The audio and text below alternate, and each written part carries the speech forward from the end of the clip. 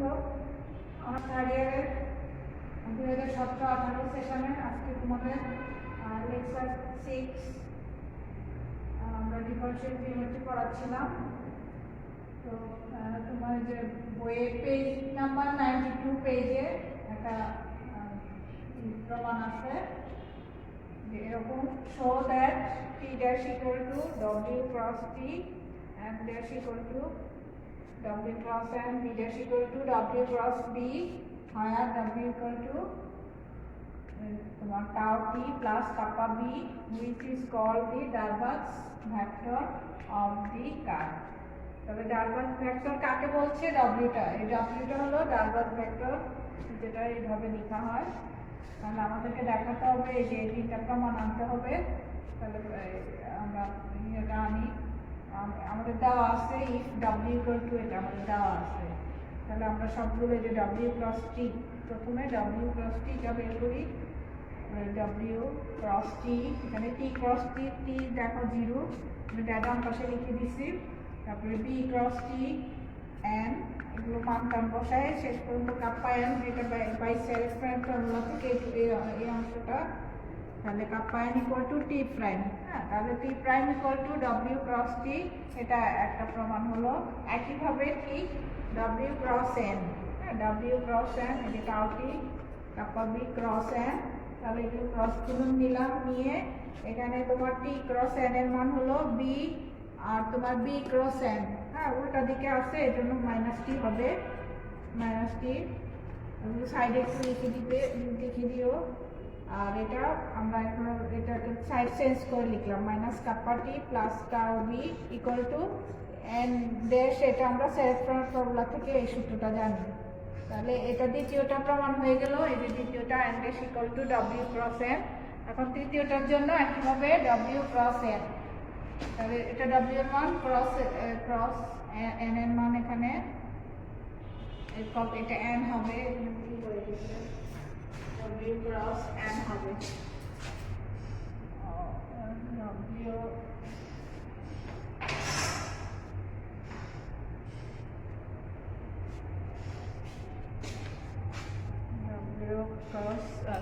তোমার w cross b, লাস্টেরটা হবে w cross b, হ্যাঁ w cross b। তাহলে তোমার এটা আমরা এখানে সব আগের মতোই সব গুণ আকারে লিখলাম। এখানে b ক্রস b সমান 0 আসছে, t cross b equal to minus n, b cross t equal to n, আর t cross b minus n হবে। আচ্ছা, এটার মান ওই যে টাও সেট ফর্মুলা থেকে আমরা জানি b prime equal to minus টাও n। তাহলে আমাদের তিনটা প্রমাণ তিনটাই পেয়ে গেলাম, t ড্যাশ n ড্যাশ এবং b ড্যাশ, হ্যাঁ আর w ইকুয়াল টু এটা। তাহলে এটা হলো আমাদের Darboux ভেক্টর। হ্যাঁ, Darboux ভেক্টরের যদি ডেফিনেশন চাওয়া হয় তাহলে w ইকুয়াল টু এটা, এটা Darboux ভেক্টর ভেক্টর। আচ্ছা, আমরা গত ক্লাসে ডেফিনেশন পড়াচ্ছিলাম, তো আমার প্রায় একটা মাত্র ডেফিনেশন, বাকি ডেফিনেশনগুলো আমাদের ক্যামেরায় কোনোভাবে মিস হয়ে গেছে, তো আমি একটু বাকি ডেফিনেশনগুলো আজকে আবার দেখাচ্ছি। গতদিন ছিল কার্ভেচারের ডেফিনেশনটা আমরা দেখালাম। হ্যাঁ, কার্ভেচারের ডেফিনেশনটা ছিল, আজকে আমরা টরশনের ডেফিনেশন সহ আরো দুটো definition. Torsion of the curvature আর কি বলছি আমরা, দেখো the arc rate of the rotation of the binormal is called the torsion of the curvature. তার মানে কি, তোমার দ্বি অবিলম্বের ঘূর্ণনের ফলে, বাইনর্মাল মানে দ্বি অবিলম্ব, দ্বি অবিলম্বের ঘূর্ণনের ফলে চাপ দৈর্ঘ্যের পরিবর্তনের হারকেই টরশন অফ দ্য প্যাস, হ্যাঁ টরশন মানে প্যাস, টরশন অফ দ্য কার্ভ বলা হয়। And it is denoted by, এখানে টাও, হ্যাঁ টাও শব্দ, এখানে টাওটাকে এরকমভাবে যেভাবে সুবিধা হয়, যার যেভাবে এইভাবে টাওটা, তাহলে টাও ইকুয়াল টু কি, এই যে বাইনর্মালের ঘূর্ণনের ফলে চাপ দৈর্ঘ্যের পরিবর্তনের হার, হ্যাঁ চাপ দৈর্ঘ্যের পরিবর্তনের হার db by DS equal to b prime, এভাবে লিখা হয়। এটা হলো তোমার টরশন অফ দ্য কার্ভেচার। আচ্ছা, রেডিয়াস অফ দ্য কার্ভেচার কি, মানে কার্ভেচারের বক্রতার ব্যাসার্ধের সংজ্ঞা। The reciprocal of the curvature is called the radius of the curvature. অর্থাৎ তোমার যে বক্রতার বিপরীত মানকেই, হ্যাঁ রেসিপ্রোকাল অফ দ্য কার্ভেচার, বক্রতার বিপরীত মানকেই রেডিয়াস অফ দ্য কার্ভেচার বলা হয়। And it is denoted by R or rho, হ্যাঁ আর অর রো। তো আমরা তোমাদের এই বইতে বা এমনিতে সাধারণত রো দ্বারাই দেখানো হয়, রোটাই ইউজ হয় বেশি। তাহলে আর equal to rho equal to 1/কাপ্পা, অর্থাৎ এই যে কাপ্পাটা হলো কি কার্ভেচার, তাহলে এটার বিপরীত মানকেই বলছি আমরা রেডিয়াস অফ দ্য কার্ভেচার। একইভাবে রেডিয়াস অফ দি টরশন, হ্যাঁ, the reciprocal of the torsion of the is called the radius of the torsion. অর্থাৎ তোমার যে টরশনের এই যে ডেফিনিশন লিখলাম এর আগে টাও, তো টাও এর বিপরীত মানকে, টরশনের বিপরীত মানকে আমরা বলছি যে radius of the torsion, and it is denoted by T or sigma. T or sigma, তো আমরা সবসময় বেশিরভাগ ক্ষেত্রেই এই সিগমা ইউজ করা হচ্ছে বইগুলোতে, সিগমাটাই ইউজ করব। তাহলে thus t equal to sigma equal to 1/টাও। তাহলে এটা ডেফিনেশন। আরেকটা ডেফিনেশন আছে তোমার স্ক্রু কার্ভেচার। আমি এটা জাস্ট ডেফিনেশনটা বইতে অলরেডি আছে, আমি একটুখানি আমাদেরকে স্ক্রু কার্ভেচারটা হলো the arc rate of the principal rotation. এখানে টরশনে কি the arc rate of the rotation of the binormal, আর এটা হলো the arc rate of the rotation of principal normal. Principal নর্মালের ঘূর্ণনের ফলে চাপ দৈর্ঘ্যের পরিবর্তনের হার, হ্যাঁ। তাহলে সেই মানটাকে আমরা পাই হলো এরকম, সেটার মানটা হবে √কাপ্পা স্কোয়ার প্লাস টাও স্কোয়ার, হ্যাঁ, টাও স্কোয়ার। এটা হলো তোমার screw curvature, CREW, screw curvature. তাহলে আমাদের বইতে ডেফিনেশন আছে, আমরা মুখেও বললাম যে the arc rate of the principal normal is called the screw curvature, and এটার ম্যাগনিটিউড হলো এইটা, এই মানটা kappa square plus sigma square. আচ্ছা দেখো, পেজ নাম্বার 94 একটা থিওরেম আছে, কি বলা আছে যে prove that the necessary and sufficient condition for a curve to be a straight line is that the curvature kappa equal to 0 at all points of the curve. অর্থাৎ তোমাকে প্রমাণ করতে হবে যে নেসেসারি মানে একটা কার্ভেচার স্ট্রেট লাইন হবে যদি তার নেসেসারি এন্ড সাফিসিয়েন্ট কন্ডিশনটা সে ফলো করে, কি কাপ্পা ইকুয়াল টু 0 যদি হয়, তার কার্ভেচারটা যদি 0 হয়, ওই কার্ভেচারটা যদি 0 হয়, তাহলে দেখাতে হবে যে তোমাকে ওই কার্ভটা একটা স্ট্রেট লাইন, এটা আমাদেরকে দেখাতে হবে। এবং সেটা কীভাবে নেসেসারি এন্ড সাফিসিয়েন্ট কন্ডিশনের মাধ্যমে। তো প্রথমে আমরা নেসেসারি কন্ডিশনে কি বলছি দেখো, লেট দ্য কার্ভ, একটা কার্ভ ধরে নিচ্ছি যেটা হলো x equal to x of s, মানে সারফেসের উপর একটা বি এ স্ট্রেট লাইন। এই স্ট্রেট লাইনটাকে আমি সংক্ষেপে লিখছি ST দিয়ে, স্টপ, এটা দিয়ে স্ট্রেট হচ্ছে স্ট্রেট লাইন। আমরা ধরে নিলাম যে এটা একটা straight line. We have to show that, আমাদেরকে দেখাতে হবে kappa equal to 0 at all points of the curve. আচ্ছা, since x equal to x of s is a straight line, the equation can be written as, আমরা straight লাইনের ইকুয়েশনের যেটা আমরা পিছনে পড়ে আসছি এরকমভাবে লিখতে পারি যে x equal two sc plus d, হ্যাঁ, x ইকুয়াল টু যে ইকুয়েশন থেকে আমরা এখানে sc প্লাস d, অর্থাৎ এখানে c আর d টা হলো কনস্ট্যান্ট ভেক্টর, হ্যাঁ, c আর d আর কনস্ট্যান্ট ভেক্টর, এখানে ফ্যাক্টর চিহ্নটা দিয়ে দিতে হবে। আচ্ছা, তো তারপরে আমরা জানা কি করলাম, এই যে এখান থেকে এই লাইন থেকে differentiation with respect to s, differentiation with respect to x number 1, এটাকে number 1 x equal two sc plus d, হ্যাঁ, এটাকে এখন ডিফারেন্সিয়েশন করছি কার সাপেক্ষে, উইথ রেসপেক্ট টু s। তাহলে এটাকে dx by ds equal to এটা লিখতে পারতেছি আমরা। আর এটা মানে হলো x ড্যাশ বাম পাশে, হ্যাঁ, ইকুয়াল টু c, যেহেতু s এর সাপেক্ষে ডিফারেন্সিয়েশন করছি এবং এগুলো কনস্ট্যান্ট ভেক্টর, তাহলে এটা 0 হয়ে যাবে, আর এটা শুধুমাত্র c থাকে, s এর সাপেক্ষে 1 এখানে। তাহলে x dash equal two t, এটা আমরা জানি already, t equal two c, এবং তারপরে এটাকে আবার ডিফারেন্সিয়েশন করছি উইথ রেসপেক্ট টু s। তাহলে বাম পাশে t ড্যাশ হয়ে যাবে, ডান পাশে এটা যেহেতু কনস্ট্যান্ট ভেক্টর এটা 0 হয়ে যাবে। আচ্ছা, এখন টি ড্যাশের মান আমরা সেরেব্রাল ফর্মুলা থেকে ইউজ করে আমরা এটা জানি যে টি ড্যাশ ইকুয়াল টু কাপ্পায়ান। আচ্ছা, এখানে এখন উভয় পাশে আমরা মডুলাস চিহ্নটা ইউজ করলাম, কাপ্পায়ান, এই যে মডুলাস চিহ্ন, কাপ্পাটাকে বাইরে নিয়ে আসো, এন এর মডুলাস চিহ্ন, এনটা কি ইউনিট নর্মাল ভেক্টর, তাহলে ইউনিট নর্মাল ভেক্টরের মান হলো 1, তাহলে সুতরাং কি বেরোলো কাপ্পা ইকুয়াল টু 0। আমাদেরকে এটাই নেসেসারি কন্ডিশনে এটাই প্রমাণ করতে বলা হলো যে আমাদেরকে দেখাইতে হবে যে kappa equal to 0, then we have to show that we have to show that kappa equal to 0, তাহলে আমাদের নেসেসারি কন্ডিশনটা হয়ে গেল। এখন আমাদের কি করতে হবে সাফিসিয়েন্ট কন্ডিশন। সাফিসিয়েন্ট কন্ডিশনে আমরা কি করব, আমরা ধরে নিব প্রথমে যে কাপ্পা ইকুয়াল টু 0, সেখান থেকে দেখাবো যে কার্ভটা একটা স্ট্রেট লাইনের ইকুয়েশন। তাহলে দেখো সাফিসিয়েন্ট কন্ডিশন, সাফিসিয়েন্ট কন্ডিশনে কি বলছি, let kappa equal to 0 at all points of the curve, এই কার্ভের সব বিন্দুতেই kappa equal to 0, we have to show that the curve is a straight line. হ্যাঁ, আমাদেরকে দেখাতে হবে যে কার্ভটা একটা স্ট্রেট লাইনের ইকুয়েশন। আচ্ছা, নাও কাপ্পা ইকুয়াল টু 0, সেখান থেকে আমরা লিখতে পারি উভয় পাশে যদি n দ্বারা গুণ করি কাপ্পা n ইকুয়াল টু 0 লিখতে পারি।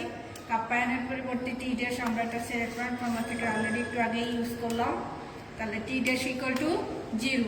আচ্ছা, এটাকে আবার ডিফারেন্সিয়েশন, টি ড্যাশ মানে আমরা লিখতে পারি D by D S of T, T dash মানে এটা থেকে এটা, হ্যাঁ এটা।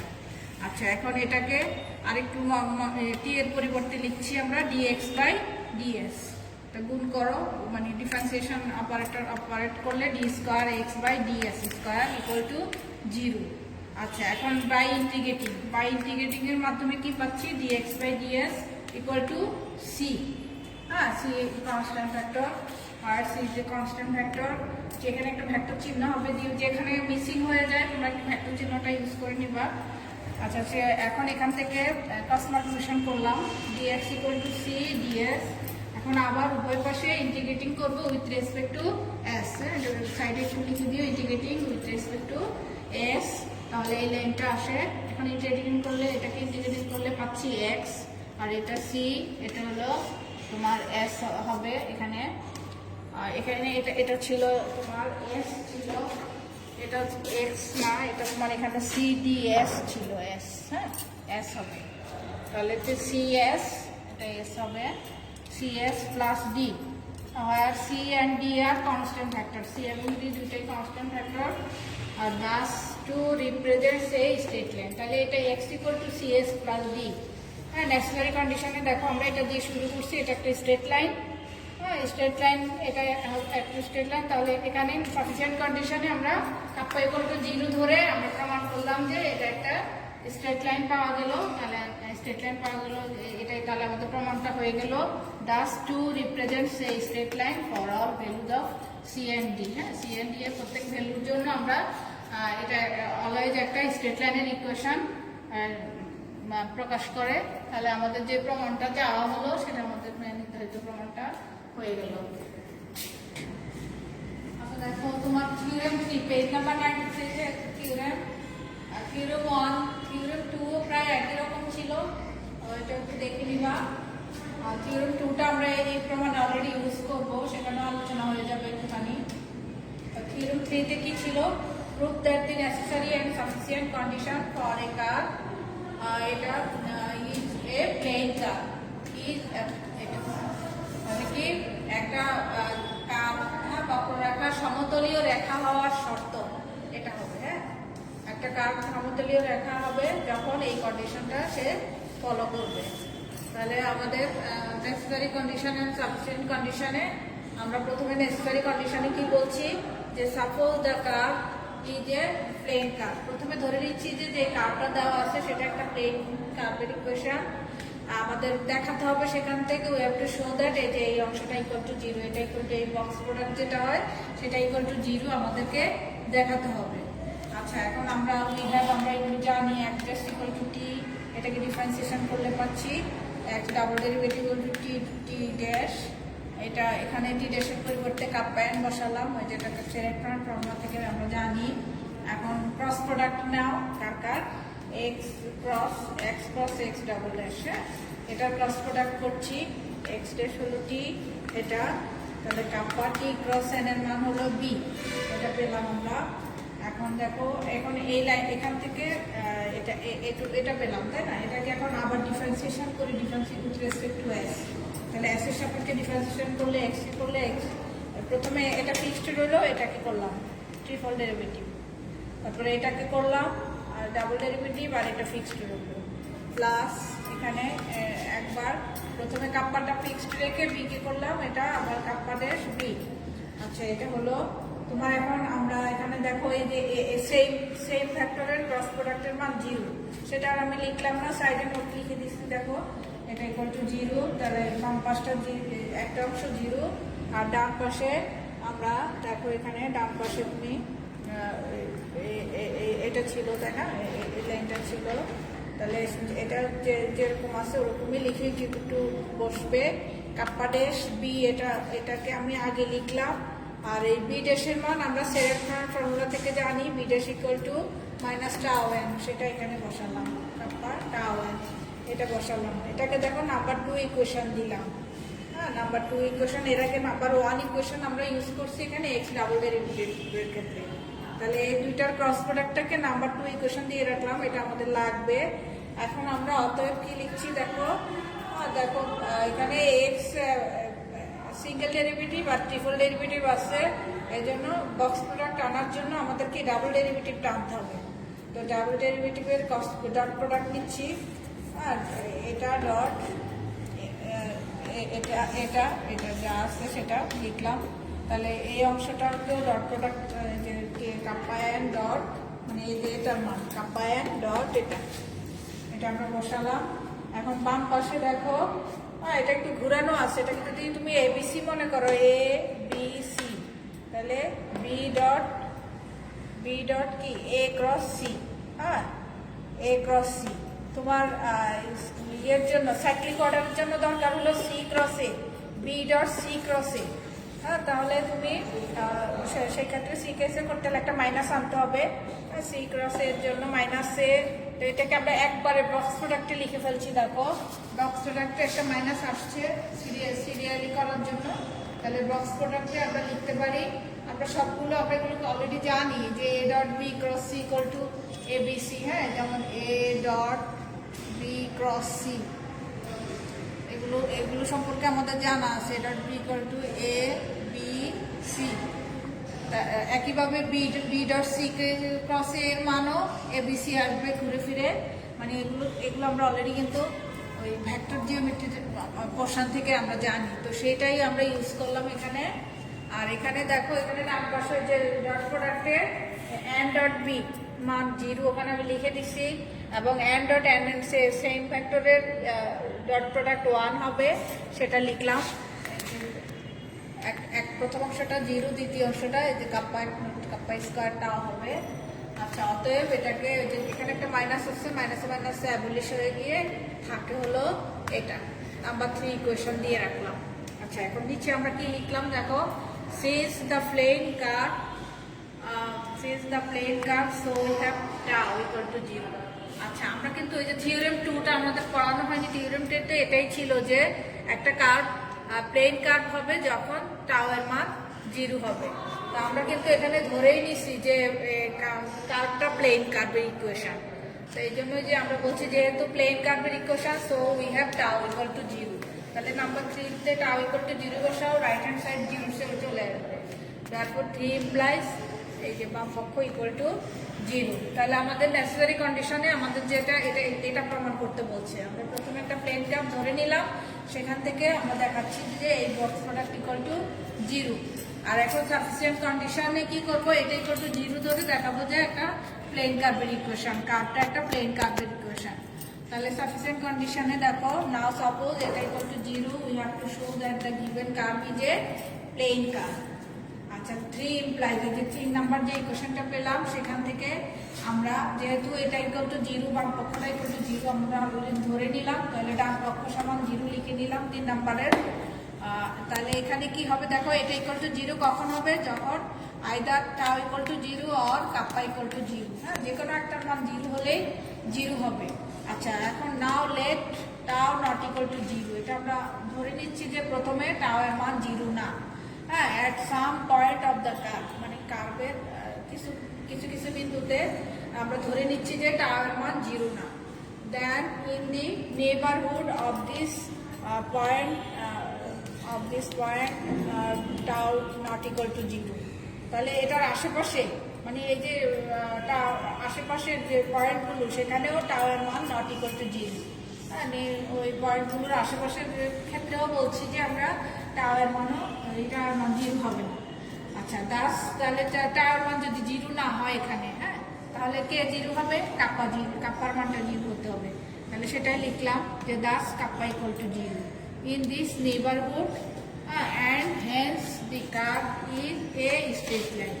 তাহলে দাস আমরা তাহলে কি বলছি যে তাহলে কাপ্পা ইকুয়াল টু জিরো হয়, টাও যদি জিরো না হয় অত obviously kappa equal to zero হবে।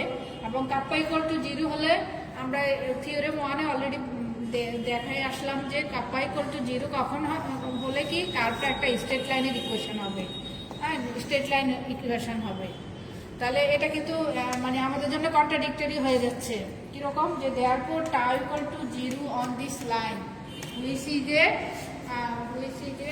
Contradiction to our hypothesis. তাহলে আমরা মানে আমাদের জন্য এটা একটা কন্ট্রাডিকশনারি হয়ে যাচ্ছে। যে কন্ট্রাডিকশন যে কিরকম আমরা ধরে নিলাম যে এখানে টাও নট ইকুয়াল টু জিরো, কিন্তু পেলাম কি নট ইকুয়াল টু ধরে পেলাম যে এটা কার্ভটা একটা স্ট্রেট লাইনের ইকুয়েশন। তা আমাদের মানে ইয়ের সাথে আমাদের মিলবে না, মিলছে না। তাহলে আমাদের ধরাটা ভুল হয়ে গেল। হ্যাঁ, ভুল হইলো। এটা আমরা দেখালাম যে ধরাটা তাহলে টাও equal to not equal to zero ধরলে যেহেতু কাপ্পা ইকুয়াল টু স্ট্রেট লাইনের ইকুয়েশন চলে আসতেছে, তাহলে আমাদের এই যে ধরাটা ঠিক হয়নি। সেটাই আমরা বলছি যে এটা হাইপোথেসিসটা করা ঠিক হয়নি। Haynes tau equal to zero, তাহলে কি কাপ্পা ইকুয়াল টু জিরো হবে না।